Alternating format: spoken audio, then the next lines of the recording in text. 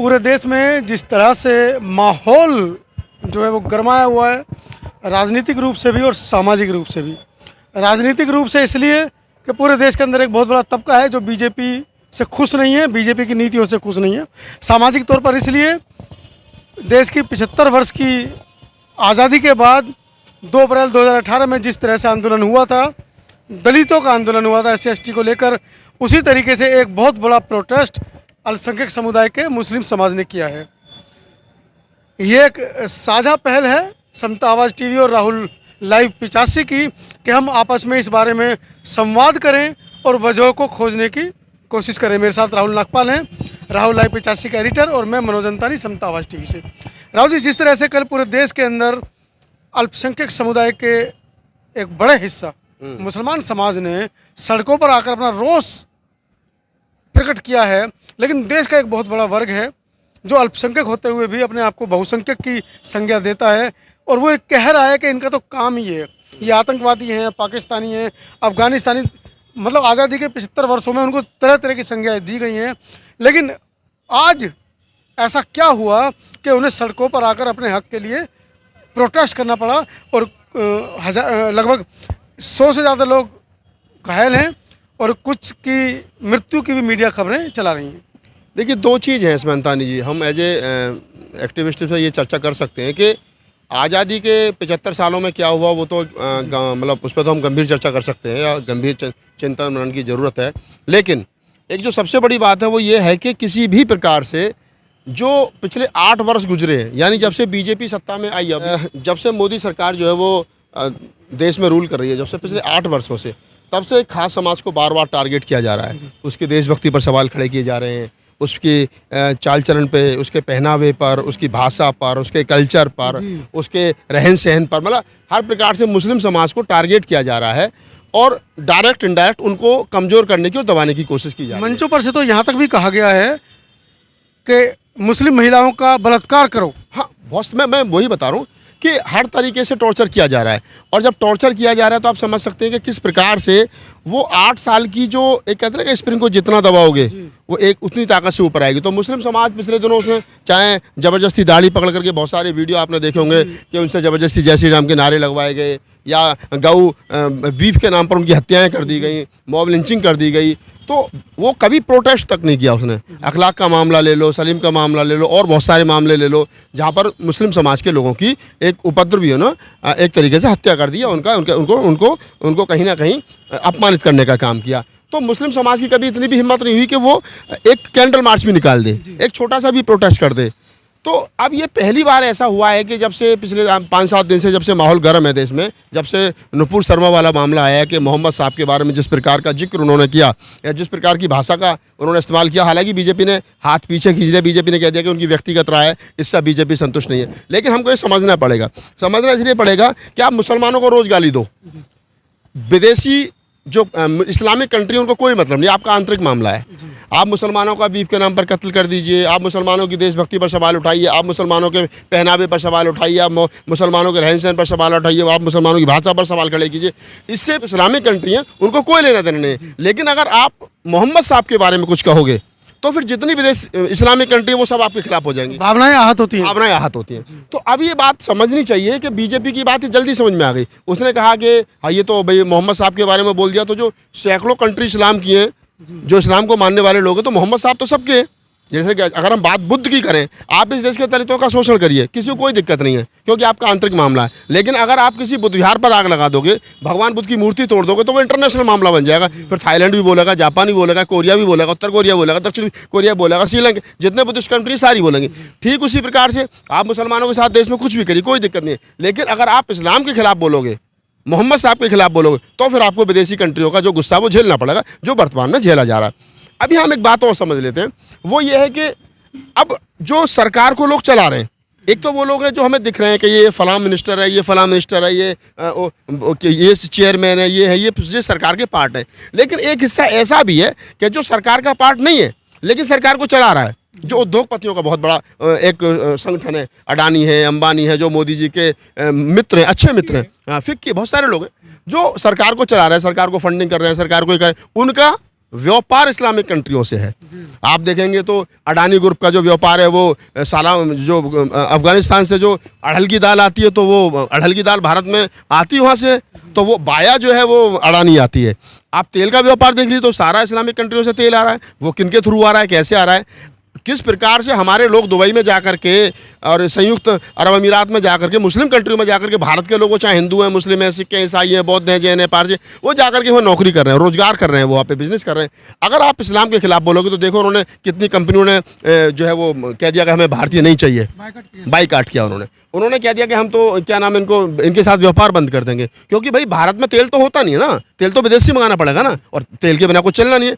तो ये जो अनपढ़ लोग इस तरीके की भाषा का इस्तेमाल कर रहे हैं, आप मुसलमान को टारगेट करिए, आपकी व्यक्तिगत दुश्मनी हो सकती है, लेकिन अगर आप इंटरनेशनल लेवल पर मोहम्मद साहब के बारे में कुछ बोलोगे तो आप समझिए कि आपको विदेशी जो इस्लामिक कंट्री है उनका गुस्सा आपको झेलना पड़ेगा। और सरकार आज बैकफुट पर है, सरकार, मोदी सरकार बैकफुट पर है, लेकिन कुछ चुटवैये चिरकुट टाइप के लोग हैं जो सोशल मीडिया पर शोर मचा रहे हैं कि हम बहन नुपुर शर्मा के जो है वो समर्थन में साथ है। कहाँ हो भैया साथ? अभी एक यति नरसिंहानंद करके कोई हिंदू डासने का कोई संत है, वो कह रहा था कि मैं जाके वहाँ जामा मस्जिद है उस पर जाके धरना दूंगा। हाँ तो दो ना, किसने मना किया है भाई? जामा मस्जिद पर धरना दो, जहाँ आपका दिल करे, ये तो आपका फंडामेंटल राइट्स है, आप कहीं भी अपनी बात को मनवाने के लिए धरना दे सकते हो। तो संसद मार्ग पे नहीं जाएगा, मुसलमानों के उस पर जाएगा। वो आप बात को समझिए ना, ये मामला ही पूरा जो है हिंदू मुसलमान करने का है। इस देश के अंदर इन लोगों को ये समझना चाहिए कि कुछ मुट्ठी भर लोग हैं, ज़्यादा नहीं है। ये जो उछल कूद मेढ़क की तरह कर रहे हैं, इनको ना तो संविधान की समझ है, ना विदेश जो क्या नाम है जो हमारे विदेशों से जो हमारे संबंध हैं, जो हमारे व्यापारिक संबंध हैं, हमारी मित्रता है विदेशियों कई देशों से घूमिल कर रहे हैं। आप देखिए कि इंटरनेशनल लेवल पर एक नुपुर शर्मा के बयान से भारत की कितनी छवि खराब हुई है। कल तक कोई नहीं जानता था, आज उसको पूरा विश्व जानता है। आज उसको पूरा विश्व जान गया। और फिर आप देखिए कि अब हमारे प्रधानमंत्री जी विदेश में जाते हैं, वो बुद्ध की बात करते हैं, भाईचारे की बात करते हैं, सारे महापुरुषों की बात करते हैं, रविदास मंदिर में जाते हैं, रविदास की बात करते हैं। अभी आपने देखा कि किस तरीके से मध्य प्रदेश में प्रधानमंत्री जी पिछले दिनों मस्जिद में बैठे थे, सारा उन्होंने इस्लामिक कल्चर को अडॉप्ट कर, टोपी पहन रखी थी, सब कुछ कर रखा था, लेकिन उन्हीं के प्रवक्ता जो उन्हीं की पार्टी के प्रवक्ता जो वो इस्लाम के खिलाफ बोल रहे हैं। तो जब आप इस्लाम के खिलाफ बोलोगे तो आपको समझना पड़ेगा कि इस्लामिक जो कंट्रियां हैं वो आपके खिलाफ हो जाएंगी, जिनसे आपका व्यापार है, जिनसे आपका भाईचारा है, आपकी बेइज्जती इंटरनेशनल लेवल पर होगी। अब कल कोई इंटरनेशनल जो कोर्ट है वहाँ पर मामला उठ सकता है, इंटरनेशनल प्लेटफॉर्म पर ये मामला उठेगा, तो विदेशी सारे देशों का जो है वो गुस्सा भारत को झेलना पड़ेगा। एक नुपुर शर्मा के बयान ने आप समझिए कि भारत की कितनी तगड़ी बेइज्जती करा दी। और ये जितने गधे, जितने चिरकुट टाइप के लोग, जितने ये जो है अनपढ़ गवार लोग जो इकट्ठा हो रहे हैं, जो कह रहे हैं कि नहीं हम बहन नुपुर शर्मा के साथ हैं, तो तुम्हारे साथ होने ना होने से तुम्हारे जैसे लोगों की वजह से भारत की बेइज्जती हो रही है। ये इन लोगों को ना संविधान प्यारा है, ना देश प्यारा है, ना देश का जो भाईचारा है, SC ST OBC minority, Hindu Muslim Sikh ईसाइयों का जो भाईचारा है, ना इनको सिर्फ धर्म प्यारा है अपना। तो भाई धर्म प्यारा तो ये भी बता दो कि देश के अंदर जो ये 20-22 करोड़ मुसलमान है, ये कहाँ जाएगा? अगर इसको हिंदू राष्ट्र घोषित करना है तो अगर आपको धर्म प्यारा है तो फिर ये भी बता दो कि बौद्ध कहाँ जाएंगे, पारसी कहाँ जाएंगे, सिख कहाँ जाएंगे, और ये अम्बेडकरवादी जो लोग जो अपने आप को कहते हैं हम तो हिंदू धर्म का पार्टी नहीं है, ये लोग कहाँ जाएंगे? तो ये जो जितने भर लोग हैं, इनकी समझ में ये बात नहीं आ रही है कि आपकी ऐसी चिरकुट पने की जो आइटम है उससे आपका इस देश की छवि धूमिल हो रही है। हाँ जी, एक सवाल निकल कर आता है, निर्भया कांड होता है, पूरा देश मोमबत्ती जलाता है, हाथरस में एक दलित बिटिया के साथ एक केस हो जाता है, पूरा दलित समाज एक हो जाता है, आगरा में संजली के साथ एक केस होता है, पूरा दलित समाज एक हो जाता है। अभी पिछले दिनों एक मुस्लिम लड़की के साथ में कुछ भगवाधारियों ने हरकत की और उसने अकेले उनका डटकर मुकाबला किया और नारेबाजी की, लेकिन उस प्रदर्शन में कुछ चंद लोग इकट्ठा हुए। कहाँ ये मुस्लिम मतलब समाज कहाँ से? देखिए मैं जो कह रहा हूँ आपको, मैं वहीं आ रहा हूँ कि डरा हुआ है जी। ऐसा ना हो कि मॉब लिंचिंग के नाम पे मार दिया जाए। सरकार जिस प्रकार से कई बार उदाहरण दिए जा सकते हैं, गोधरा कांड का उदाहरण दिया जा सकता है, अभी जिस प्रकार से सहारनपुर दंगा हुआ वो आप देख सकते हो, जिस प्रकार से दिल्ली में हिंदू मुसलमान हुआ वो देख सकते हो। तो सरकार जो कहीं ना कहीं, और जैसे जब जो दिल्ली का दंगा हुआ तो बड़ा अनहोना था, लोग पक्षपातपूर्ण रवैया था, हमने खुद मैं आई विटनेस उस चीज़ का, हम लोग उसको वाच कर रहे थे, हम देख रहे थे कि किस प्रकार से मुस्लिम समाज के लोग जो पुलिस को कॉल कर रहे थे कि हमारे घरों में आग लगाई जा रही है, करे तो उधर से पुलिस वाले कह रहे थे, रिकॉर्डिंग वायरल हुई, कह सालो बड़ा क्या नाम है तुम लोग, अल्लाह अल्लाह चिल्लाते हो झेलो। तो कहीं ना कहीं उस पुलिस की सह थी दंगाइयों के साथ में, तो मुस्लिम समाज जो है वो डरा हुआ है, उसको लगता है कि हमारे साथ क्यों अनहोनी ना हो जाए। और फिर उनको तो ये लग ही रहा है, इसलिए वो ना तो कोई प्रोटेस्ट कर पा रहे हैं, ना कोई कैंडल मार्च निकाल पा रहे हैं, ना कोई क्या नाम आप इस तरीके का कोई जैसे दलित समाज है, दलित समाज को पता ठीक है देश हमारा है, यहाँ रहेंगे, होगा देखा जाएगा, जो भी है लड़ेंगे मरेंगे अड़ जाएंगे। अब मैं आपको 2 उदाहरण मुस्लिम दलित समाज के, अगर हम 2 अप्रैल का आंदोलन का जो बात करें, जो देशव्यापी आंदोलन हुआ, जो SC/ST एक्ट 1989 का था, वो एट्रोसिटी एक्ट है, उसको जब डाइल्यूट कर दिया गया तो सरकार, पूरा जो दलित समाज है वो रोड पे आ गया, और रोड पे आने के बाद देखेंगे कि सरकार को घुटनों पे आना पड़ा, 1 दिन में आपको सरकार को अपना फैसला वापस लेना पड़ा। दूसरा, अगर हम 13 पॉइंट रोस्टर की बात कर लें 5 मार्च वाले की, तो उस पर भी जाना पड़ा। दलितों ने 2 आंदोलन किए और सरकार को दोनों मामलों में बैकफुट पर जाना पड़ा, क्योंकि दलितों के अंदर यूनिटी है। वो जो फूले अम्बेडकर आंदोलन इस देश के अंदर पिछले 60-70 साल से 80 साल से चल रहा है, घर घर चल रहा है, डॉक्टर अम्बेडकर की किताब पहुंच रही है, बाबा साहब डॉक्टर अम्बेडकर को, फूले को, कबीर को, नानक को, रैदास को, साहू जी महाराज को, इनको लोग पढ़ रहे हैं, समझ रहे हैं, तो वो एक आवाज़ में जय भीम के नारे से इकट्ठा हो जाते हैं। मुस्लिम समाज में वो चीज़ नहीं है। मुस्लिम समाज जिस प्रकार से NRC CA के मामले पर इकट्ठा हुआ, हमने भी देखा, हम भी शाहीन बाग में गए कवर करने के लिए, आप भी गए, हम भी क्या नाम लखनऊ गए, क्या नाम घंटाघर पर हम भी भाषण दे करके आए वहाँ पे। तो वो NRC CA के मामले पे इकट्ठा हुआ, लेकिन उस NRC CA के आंदोलन को किस तरीके से ख़त्म किया गया, तोड़ा गया, वो तमाम लोगों के साथ में। लेकिन अंदर भी ये कमी है कि जब NRC CA का प्रोटेस्ट चल रहा था तो वो डॉक्टर अम्बेडकर की फोटो सर पर लेकर के घूम रहा था, भारतीय संविधान के प्रियम्बल को लेकर के घूम रहा था, we the people of India. लेकिन जैसे ही वो आंदोलन खत्म हुआ तो डॉक्टर अम्बेडकर भी खत्म हो गए।